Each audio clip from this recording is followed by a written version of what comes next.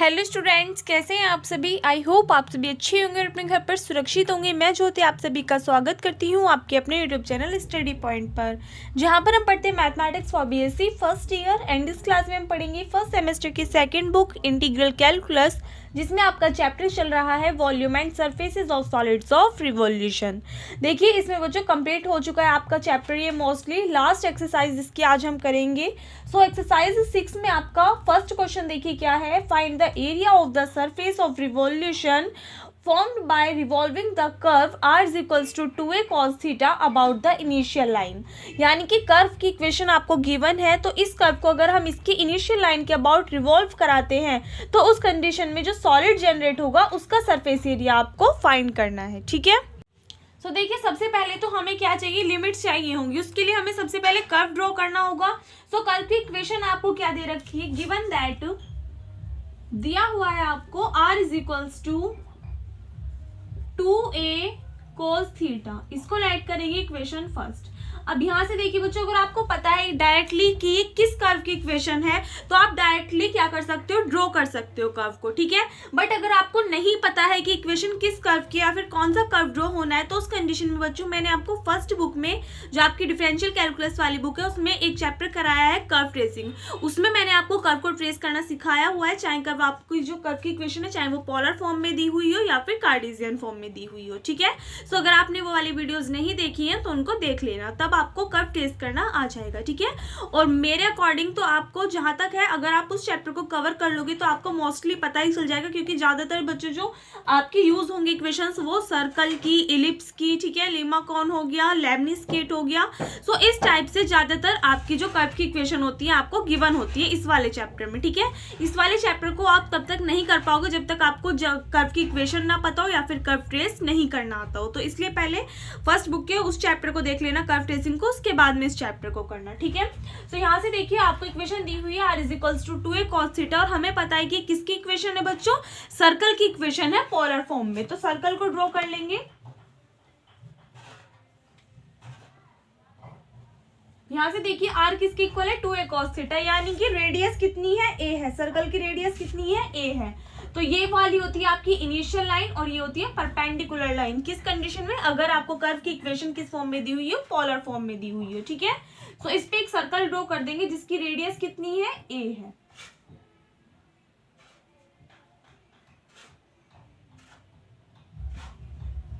ये हमने circle draw कर दिया और इसकी रेडियस कितनी है, a है। सो इस पॉइंट के कोऑर्डिनेट कितने हो जाएंगे, a,0 हो जाएंगे। ठीक है, अब देखिए फॉर्मूले वगैरह मैंने आपको लिखाए हुए थे। पोलर फॉर्म के लिए हमें क्या चाहिए, ds अपॉन डी थीटा की वैल्यू चाहिए। तो ds अपॉन डी थीटा किसके इक्वल होता है, under root are square plus D R upon D theta square.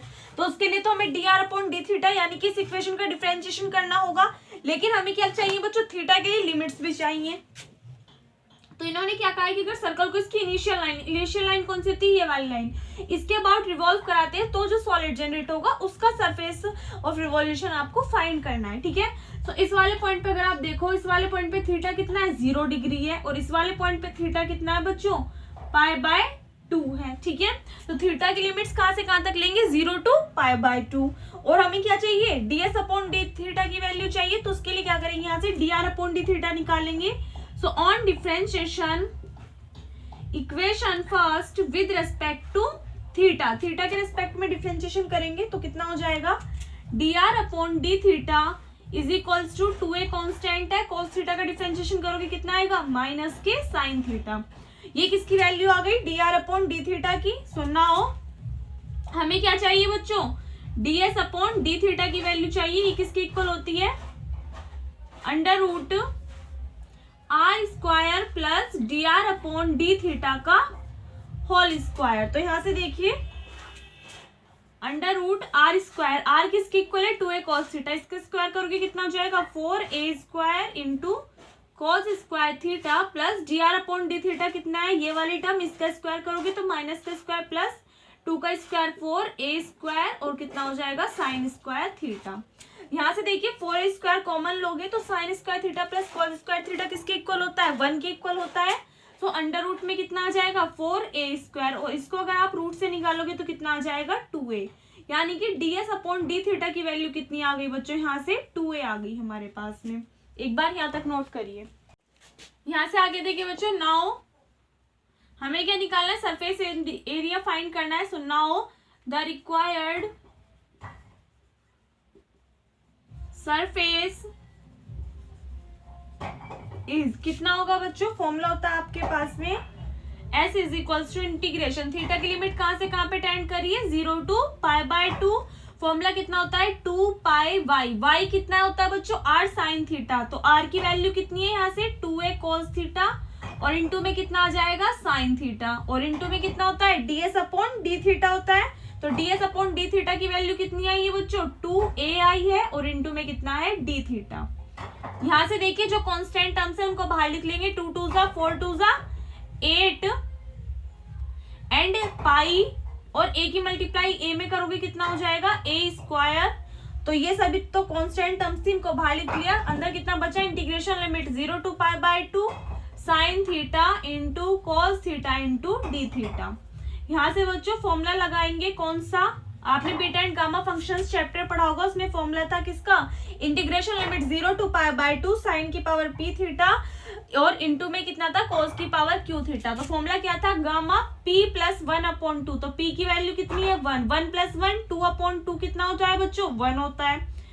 Gamma यहाँ पे देखिए q की वैल्यू भी 1 है, तो 1 प्लस 1 कितना हो जाएगा, 2 अपॉन 2, यानी कि यहाँ से भी टर्म 1 आएगी, और अपॉन में कितना होता है, 2 into gamma p plus q plus 2 upon 2। तो 1 और 1 2 और 2 कितना हो जाएगा, 4 अपॉन 2, यानी कि कितना आएगी टर्म यहाँ से, 2 आएगी। ठीक है, सो यहाँ से आप देखिए 2 से इसको कैंसिल आउट करोगे 4 टाइम्स, तो टर्म कितनी आ गई, 4 पाई a स्क्वायर। गामा 1 की वैल्यू 1 होती है, गामा 2 को आप क्या लिख सकते हो बच्चों, फैक्टोरियल n माइनस 1, 2 में से माइनस करोगे 1 कितना बचेगा, 1, और फैक्टोरियल 1 की वैल्यू भी कितनी होती है, 1। सो आपका आंसर कितना आ जाएगा, 4 पाई a स्क्वायर। और आपको पता भी है कि स्फीयर का जो सरफेस एरिया होता है वो कितना होता है, 4 पाई a स्क्वायर होता है। और सर्कल को जब हम रिवॉल्व कराते हैं अबाउट इनिशियल लाइन, तो उस कंडीशन में क्या बनता है, हमारा स्फीयर ही तो बनता है। तो हमारा सरफेस एरिया कितना आ गया, 4 पाई a स्क्वायर आ गया। ठीक है, तो इसके साथ में वाला क्वेश्चन कंप्लीट होता है, नोट करिए इसको। क्वेश्चन नंबर 2 देखिए बच्चों, इसके बाद में क्या है, find the surface of the solid formed by the revolution of the cardioid r is equals to a into 1 plus cos theta about the initial line.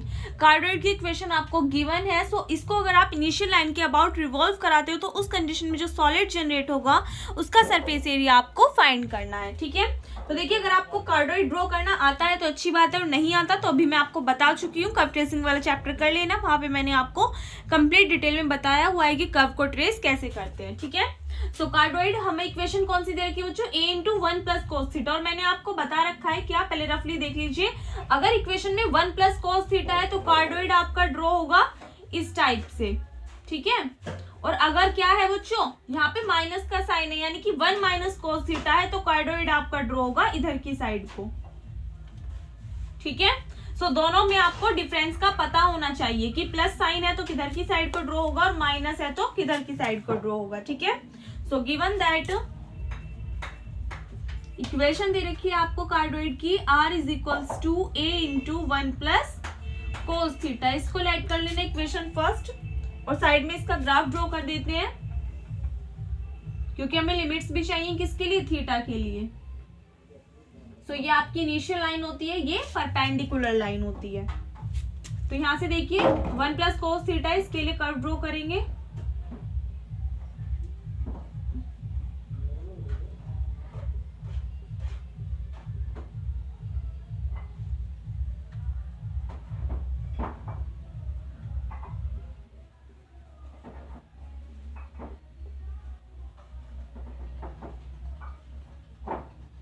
कुछ इस टाइप से आपका कार्डोइड ड्रॉ होगा। तो थीटा की वैल्यूज देखिए, इस वाले पॉइंट पे आपका थीटा कितना होगा बच्चों, 0 होगा, एंड इस वाले पॉइंट पे थीटा कितना होगा, पाई के इक्वल होगा। ठीक है, तो थीटा की लिमिट्स कहाँ से कहाँ पे टेंड करेंगी, 0 टू पाई टेंड करेगी। अब देखिए यहाँ से हमें और किसकी वैल्यू चाहिए होती है, ds अपॉन डी थीटा, जिसके लिए हमें क्या चाहिए होगा, dr ओवर डी थीटा। तो इक्वेशन फर्स्ट का डिफरेंशिएशन कर देंगे थीटा के रेस्पेक्ट में, on differentiation equation first with respect to theta, theta के रिस्पेक्ट में करोगे कितना हो जाएगा, dr upon D theta is equals to, A constant term है, इसको एज इट इज लिखेंगे, 1 का डिफरेंशिएशन 0 हो जाएगा क्योंकि कांस्टेंट टर्म का डिफरेंशिएशन कितना होता है 0। cos थीटा का डिफरेंशिएशन करोगे कितना आएगा माइनस के साइन थीटा। ठीक है, तो ये किसकी वैल्यू आ गई dr अपॉन डी थीटा की। नाउ हमें किसकी वैल्यू चाहिए बच्चों ds अपॉन डी थीटा की। ये किसके इक्वल होता है अंडर रूट आर स्क्वायर, यानी कि इस वाली टर्म का क्या करोगे स्क्वायर करोगे तो कितना हो जाएगा a square into 1 plus cos theta का स्क्वायर एंड प्लस कितना होता है dr ओवर डी थीटा का स्क्वायर। तो इस वाले टर्म का स्क्वायर करोगे तो माइनस का स्क्वायर प्लस a का स्क्वायर और इंटू में कितना आ जाएगा साइन स्क्वायर थीटा। तो यहाँ से देखिए अगर आप a स्क्वायर को कॉमन लोगे तो a स्क्वायर रूट से बाहर निकालो कितना हो जाएगा a under root 1 plus cos theta square. तो a प्लस b के होल स्क्वायर का फॉर्मूला ओपन करोगे a का स्क्वायर प्लस b का स्क्वायर, b कितना है कोस थीटा, इसका स्क्वायर करोगे प्लस कितना होता है 2ab, तो 2ab यानी कि कितनी हो जाएगी टर्म 2 कोस थीटा प्लस यहाँ से कितना आ जाएगा a square into sine square theta. तो यहाँ से देखिए बच्चों cos square theta plus sine square theta, ये a स्क्वायर भी तो है, ये तो हमने बाहर कॉमन ले लिया तो यहाँ पे आपका ये वाला a स्क्वायर नहीं रहेगा। ठीक है, तो यहाँ से आप देख सकते हैं कि sine square theta plus cos square theta की वैल्यू कितनी होती है बच्चों 1 होती है एंड 1 ऑलरेडी है, तो 1 में 1 ऐड करोगे कितना हो जाएगा 2, तो टर्म हो जाएगी 2 प्लस 2 कॉस थीटा। तो इसमें से अगर आप 2 कॉमन लोगे तो अंदर कितना बचेगा बच्चों 2 कॉमन ले लोगे तो 1 प्लस कोस थीटा रह जाएगा। एक बार यहाँ तक नोट करिए।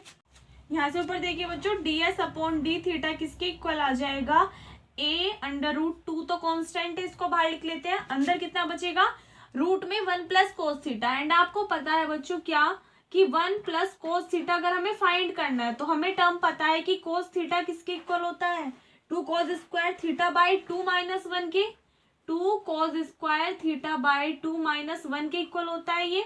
तो माइनस 1 को इधर लेके आओगे कितना हो जाएगा 1 प्लस कोस थीटा किसके इक्वल आ जाएगा 2 कोस स्क्वायर थीटा बाई 2 के इक्वल आ जाएगा। तो 1 प्लस कोस थीटा के प्लेस पे आप क्या लिख सकते हो अंडर रूट में 2 कोस स्क्वायर थीटा बाई 2। यहाँ से देखिए रूट 2 की मल्टीप्लाई रूट 2 में करोगे तो कितनी हो जाएगी टर्म 2 हो जाएगी, तो 2a cos square theta by 2 को रूट से निकालोगे तो कितना आ जाएगा कोस थीटा बाई 2। ये किसकी वैल्यू आ गई ds अपॉन डी थीटा की। अब हमें क्या फाइंड करना है सरफेस एरिया फाइंड करना है। सुनना हो the required surface of the solid is कितना होता है बच्चों फॉर्मूला क्या होता है आपका s is equals to integration theta की लिमिट कहाँ से कहाँ पे टेंड कर रही है 0 to पाई और कितना होता है फॉर्मूला 2 पाई y कितना होता है r साइन थीटा, r की वैल्यू कितनी है यहाँ से a into 1 plus cos theta into में कितना होता है साइन थीटा और into ds upon D theta, तो इसकी वैल्यू कितनी है 2a cos थीटा बाई 2। तो इसके प्लेस पे आप लिखोगे 2a cos theta by 2 and into में कितना होता है डी थीटा। यहाँ से देखिए लिमिट 0 to पाई है, इसको अगर हमें पाई बाई 2 बनाना हो तो क्या कर देंगे कंप्लीट इंटीग्रल में 2 से मल्टीप्लाई कर देंगे तो आपकी जो अपर लिमिट है वो क्या हो जाएगी हाफ हो जाएगी। ठीक है, तो यहाँ से जो कॉन्स्टेंट टर्म्स है उनको भी बाहर लिख लेते हैं 2 2 जा 4, तो 4 की मल्टीप्लाई बाहर कर दोगे 2 में कितना हो जाएगा 8, पाई भी कांस्टेंट है इसको भी बाहर लिखोगे, यहाँ पे एक ए ये रहा और एक ए ये रहा, तो टर्म कितनी हो जाएगी ए स्क्वायर। अंदर देखिए कितना बचा 1 plus cos theta, 1 plus cos theta को हमने क्या लिखा था बच्चे किसके इक्वल आया था ये 2 कोस स्क्वायर थीटा बाई 2 के, सो इसके प्लेस पे आप लिख सकते हो 2 cos square theta by 2। Sine theta को क्या लिख सकते हो आप बच्चों थीटा बाई 2 की फॉर्म में 2 sine theta by 2 into cos theta by 2 and term कितनी है कॉस थीटा बाई 2 भी तो है, तो यहाँ पे कितना आ जाएगा कॉस थीटा बाई 2 क्योंकि 2a को तो हम बाहर ले चुके और इंटू में कितना आ गया डी थीटा। एक बार यहाँ तक करिए। यहाँ से आगे देखिए बच्चों s किसके इक्वल आ जाएगा जो कांस्टेंट टर्म्स उनको बाहर लिख लेते हैं 2 2 जा 4 की मल्टीप्लाई 8 में करोगे तो 8 4 जा 32 एंड टर्म कितनी आ जाएगी पाई a square integration limit 0 to pi by 2। यहाँ से देखिए कितना है sine theta by 2 and cos square theta by 2 एक कोस थीटा बाई 2 एक ये रहा। ठीक है, सो यहाँ पे इसकी पावर 1 है इसकी पावर 1 है और इसकी पावर 2 है, तो पावर से ऐड करोगे बिकॉज बेस सेम है तो कितनी हो जाएगी टर्म कोस की power 4 theta by 2 into D theta. यहाँ से देखिए बच्चों मैंने आपको एक फॉर्मूला बताया था क्या कि इंटीग्रेशन अगर आपको क्या दे रखा हो फंक्शन ऑफ एक्स की पावर n दे रखी हो और इनटू में क्या दे रखा हो एफ डैश एक्स दे रखा हो, तो ये किसकी इक्वल होता है फंक्शन ऑफ एक्स की पावर n+1 अपॉन n+1 के इक्वल होता है। बताया था ये फॉर्मूला मैंने आपको। तो यहाँ से आप देखो अगर cos की पावर 4 θ/2 है टर्म, इसका डिफरेंशिएशन क्या हमें मिल रहा है बाहर, भाई इसकी पावर तो कितनी है 4, तो n की वैल्यू कितनी हो गई 4, एंड इसका डिफरेंशिएशन देखिए cos θ/2 का डिफरेंशिएशन कितना होगा बच्चों, माइनस के sin θ/2 और इंटू में कितना आएगा 1/2 आएगा। सो हम इसमें क्या करेंगे कि 1/2 से तो इसमें मल्टीप्लाई कर दें, ठीक है, या फिर ऐसा कह सकते हो कि 2 से तो मल्टीप्लाई कर दें और 2 से ही क्या कर दें डिवाइड कर दें, ठीक है। तो 2 से मल्टीप्लाई करोगे तो यहाँ पे 2 आ जाएगा और यहाँ पे डिवाइड करोगे तो कितना आ जाएगा 2 आ जाएगा। सो यहाँ से देखिए आपकी अब टर्म कितनी आएगी, ये क्या मिल रहा है इसका डिफरेंशिएशन मिल रहा है, बस माइनस साइन की और कमी है तो माइनस की मल्टीप्लाई कर देंगे और यहाँ पे भी माइनस की मल्टीप्लाई कर देंगे। अब ये क्या हो गई टर्म बच्चों, इसका तो हमें डिफरेंशिएशन मिल गया और माइनस साइन हमने बाहर ले लिया, माइनस माइनस की मल्टीप्लाई करोगे तो फिर से क्या हो जाएगा प्लस ही हो जाएगा, तो वही टर्म आ जाएगी। लेकिन अब हम क्या कर सकते हैं इसका डायरेक्टली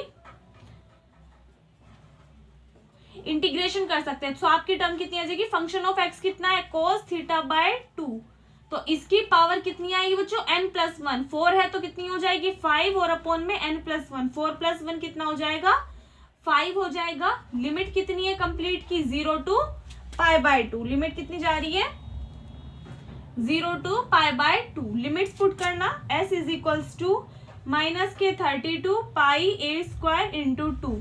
देखिए जब आप π/2 पुट करोगे थीटा के प्लेस पे तो टर्म कितनी हो जाएगी π/4 हो जाएगी। एंड cos π/4 की वैल्यू कितनी होती है बच्चों, cos π/4 की वैल्यू होती है 1/√2, तो जो अपोन में 5 है इसको बाहर कॉमन ले लेते हैं, टर्म कितनी हो जाएगी अंदर 1/√2 एंड लोअर लिमिट पुट करोगे तो माइनस साइन, जब आप 0 पुट करोगे तो cos 0 की वैल्यू कितनी होती है 1 होती है, तो यहाँ से टर्म कितनी आ जाएगी 1। देखिए पावर कितनी है 5 है तो इसकी पावर भी कितनी आएगी 5 आएगी, ठीक है। इसको सॉल्व कर लेंगे।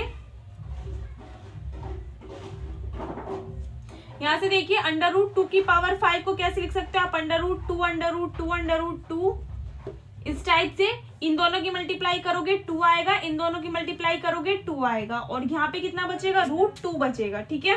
सो 2 2 = 4, इसको आप लिख सकते हो किस फॉर्म में 1/4√2 की फॉर्म में लिख सकते हो 1/4√2, ठीक है।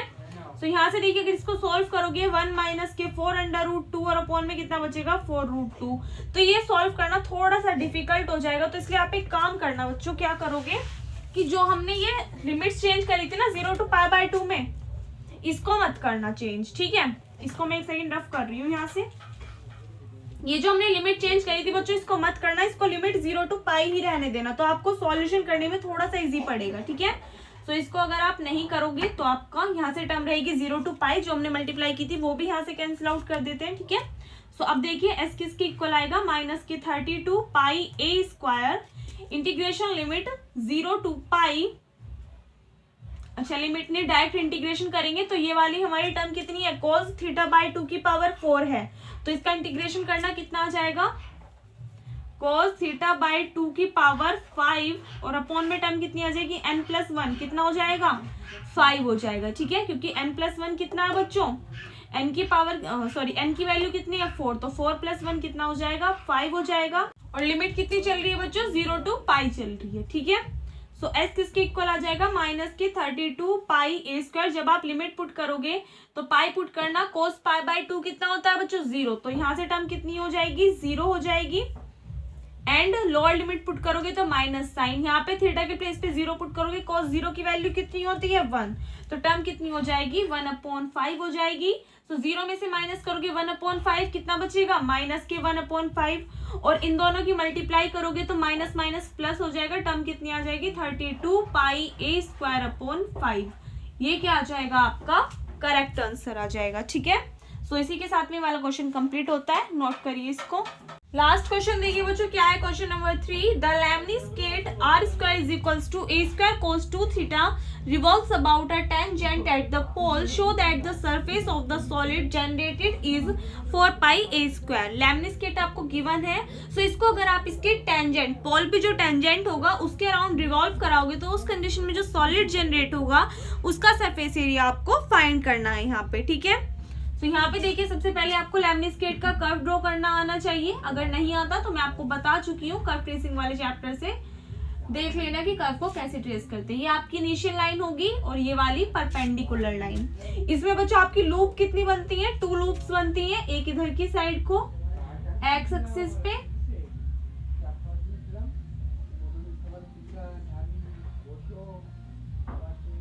बच्चों जैसी ऊपर बनेगी सेम वैसे ही नीचे की साइड भी बनेगी और सेम इधर की साइड भी ऐसी बनेगी।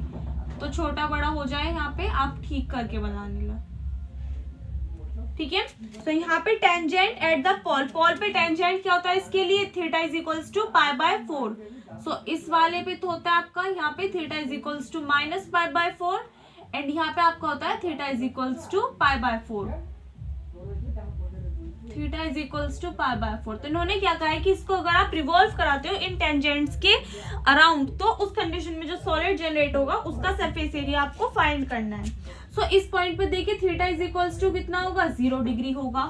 तो टेंजेंट एट द पोल अगर हम देखें इस वाले पॉइंट पे, सो आपको क्या करना होगा, इनके अराउंड अगर आप रिवॉल्व कराओगे तो इस कंडीशन में रिवॉल्व कराओगे, सो आपकी लिमिट कहां से कहां तक जाएंगी। अगर देखिए इनिशियल लाइन के अबाउट बोलता तो लिमिट कहां से कहां तक जाती है, only theta is equals to 0 से पाई बाय 4 तक जाती है अगर इस टाइप से रिवॉल्व करता। लेकिन अब अगर ये इस टाइप से रिवॉल्व करेगा तो आपकी लिमिट्स इस वाले पॉइंट पे जाएंगी। तो थीटा की वैल्यू कहां से लोगे, थीटा इज इक्वल्स टू 0 से लेके जब ये वाली टर्म यहाँ पे पहुंचेगी तो यहाँ पे आपका थीटा कितना होगा, पाई बाय 2 होगा, ठीक है। सो थीटा की लिमिट्स कहाँ से कहाँ पे टेंड करेंगे, 0 से लेके पाई बाय 2 पे टेंड करेगी, बस इतना सा डिफरेंस है। दोनों क्वेश्चन इंपॉर्टेंट है, सेम मैंने इसके जैसे एक एग्जांपल भी आपको कराया था आई थिंक, तो उसमें क्या था कि लिमिट कहां से ले रहे थे आप, थीटा इज इक्वल्स टू 0 से पाई बाय 4, क्यों, क्योंकि तब इनिशियल लाइन के अबाउट रिवॉल्व करा रहे थे। और क्वेश्चन में क्या है कि अगर आप टेंजेंट के अराउंड रिवॉल्व करा रहे हो तो उस कंडीशन में थीटा की वैल्यू कहां से टेंड करेगी, 0 से लेके पाई बाय 2 पे टेंड करेगी। और 2 लूप्स हैं और कंप्लीट का बोला है, एक लूप का नहीं बोला, तो क्या करोगे, इंटीग्रेशन का डबल कर दोगे, ठीक है। तो यहां से देखिए आपको इक्वेशन दे रखी है, given that r square is equals to a square into cos 2 theta. इसको राइट कर लेना इक्वेशन फर्स्ट, इसका डिफरेंशिएशन करोगे थीटा के रिस्पेक्ट में, on differentiation equation first with respect to theta. तो यहाँ से टर्म आएगी 2r into d are upon D theta, a square तो कॉन्स्टेंट है और cos 2 थीटा का डिफरेंशिएशन करोगे कितना आएगा, माइनस के साइन 2 थीटा और इनटू में कितना आ जाएगा 2 से 2 cancel out. So d are upon D theta किसके इक्वल आ जाएगा, माइनस के a square upon r into sine 2 theta, ठीक है। हमें वैल्यू किसकी चाहिए बच्चों, डीएस अपॉन डी थीटा की। So now ds upon D theta किसके इक्वल आ जाएगा, अंडर रूट आर स्क्वायर किसके इक्वल है, a square into cos 2 theta plus D R upon D theta का स्क्वायर होता है। तो इस वाली टर्म का स्क्वायर करोगे, माइनस का स्क्वायर प्लस टर्म हो गई ए की power 4 into sine square 2 theta and upon में कितना आ जाएगा, आर है तो आर का स्क्वायर करोगे। एक बार यहाँ तक नोट कर लीजिए, काम कीजिए, यहाँ पे आर की वैल्यू रखोगे आप, कितना हो जाएगा बच्चों, ए स्क्वायर कोस 2 थीटा ही हो जाएगा, ए स्क्वायर कोस 2 थीटा। एक बार यहाँ तक नोट करिए। यहाँ से ऊपर देखिए डीएस अपॉन डी थीटा किसके इक्वल आ जाएगा, अंडर रूट इसके अपॉन में 1 ऐड करोगे, इसकी मल्टीप्लाई इधर, इसकी इधर और इसकी इधर। तो सॉल्व करोगे इक्वेशन को, ए की power 4 cos square 2 theta plus A to the power 4 sine square 2 theta and upon में कितना है, ए स्क्वायर कॉस 2 थीटा को आप क्या लिख सकते हो बच्चों, आर स्क्वायर की फॉर्म में लिख सकते हो। क्यों किया हमने ऐसा, यहाँ से देखिए अब आर स्क्वायर को आप इजीली रूट से बाहर निकाल लोगे, कितना आ जाएगा आर। अगर आप उसमें रखते ए स्क्वायर कॉस 2 थीटा की फॉर्म में तो उसको आप रूट से बाहर निकालने में थोड़ी सी डिफिकल्टी पड़ती है, क्योंकि कॉस 2 थीटा कैसा आ जाता है, रूट के अंदर आ जाता है, ठीक है। तो यहाँ से देखिए अगर आप ऊपर से ए की पावर 4 को कॉमन लेते हो, रूट से बाहर निकालते हो तो कितना हो जाएगा ए स्क्वायर, और आपको पता है cos square theta plus sine square theta कितना होता है बच्चों, 1 होता है। तो ये वाली वैल्यू अंदर जो बचेगी कितना हो जाएगा 1, और अपॉन में कितना है r। तो यहाँ से ds अपॉन डी थीटा की वैल्यू कितनी मिल गई हमको, a स्क्वायर अपॉन r मिल गई। ठीक है, हमें क्या फाइंड करना है अब, surface area. So now the surface of the solid is कितना होगा, s is equals to integration, limit कहां से कहां तक ले रहे हैं बच्चों, 0 टू π/2 तक, इंटीग्रेशन का कर दोगे डबल, फॉर्मूला होता है 2πy, y कितना होता है r साइन थीटा, इनटू में कितना होता है ds अपॉन डी थीटा, कितना है a स्क्वायर अपॉन r, और इनटू में कितना होता है डी थीटा। r से r कैंसिल आउट हो जाएगा, जो कांस्टेंट टर्म्स है उनको बाहर लिख लेंगे। सो s किसके इक्वल आ जाएगा, 2 2 जा 4 पाई a स्क्वायर, साइन थीटा का इंटीग्रेशन करोगे कितना आएगा बच्चों, माइनस के कोस थीटा, लिमिट कितनी चल रही है 0 टू π/2 चल रही है, लिमिट पुट करोगे तो बाहर कितना है 4 पाई a स्क्वायर, जब आप π/2 पुट करोगे तो कोस π/2 की वैल्यू कितनी होती है बच्चों, 0 होती है। सो जब आप लोअर लिमिट पुट करोगे तो माइनस साइन आएगा, सो माइनस माइनस प्लस, और cos 0 की वैल्यू कितनी होती है 1 होती है। तो यहाँ से टर्म कितनी आ जाएगी 4 पाई a स्क्वायर, यानी कि सरफेस एरिया कितना आ गया 4 पाई a स्क्वायर आ गया। ठीक है, तो इसी के साथ में आपका ये वाला क्वेश्चन कंप्लीट होता है, नोट करिए इसको।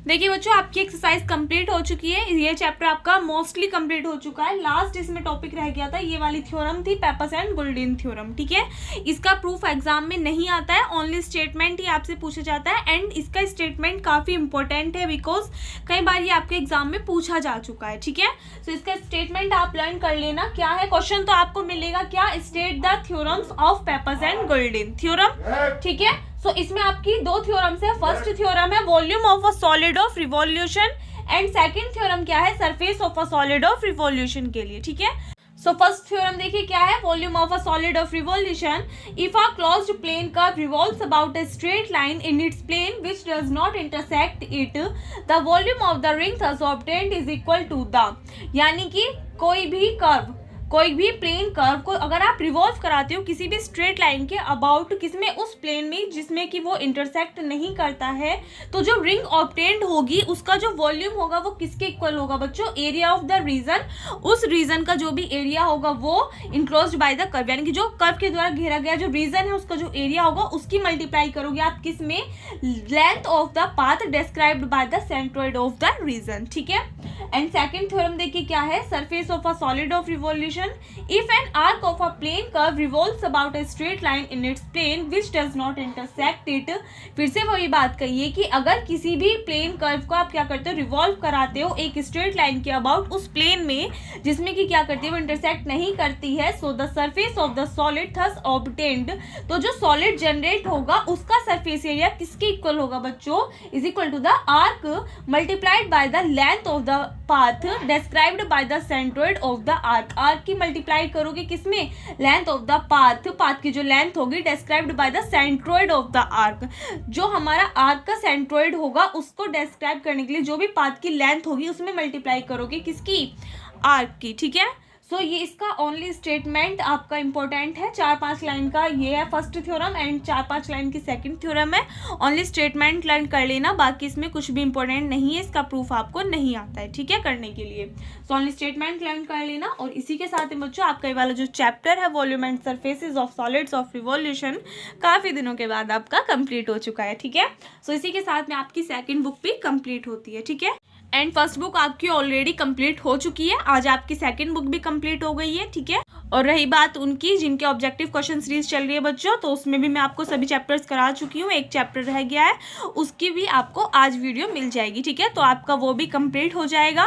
कल आपकी क्लास होगी बच्चों, मैं आपको बता रही हूँ अभी, सेकेंड बुक की जो भी डाउट क्लास होगी वो आपको कल मिलेगी। ठीक है, सेकेंड बुक के जितने भी आपके डाउट्स आ रहे हैं उसकी वीडियो आपको कल मिल जाएगी। उसके बाद में जो फर्स्ट बुक है, फर्स्ट बुक के काफ़ी ज़्यादा डाउट्स हैं, तो फर्स्ट बुक की आपको 2 वीडियोज़ मिलेंगी। ठीक है, या तो परसों को मिल जाएंगी दोनों वीडियोज़, या फिर एक परसों और एक उससे अगले दिन मिल जाएगी। ठीक है, सो इसी के साथ में 20 तारीख तक कुल मिला के आपके सभी डाउट्स भी क्लियर हो जाएंगे एंड कोर्स आपका आज फिनिश हो चुका है, ठीक है।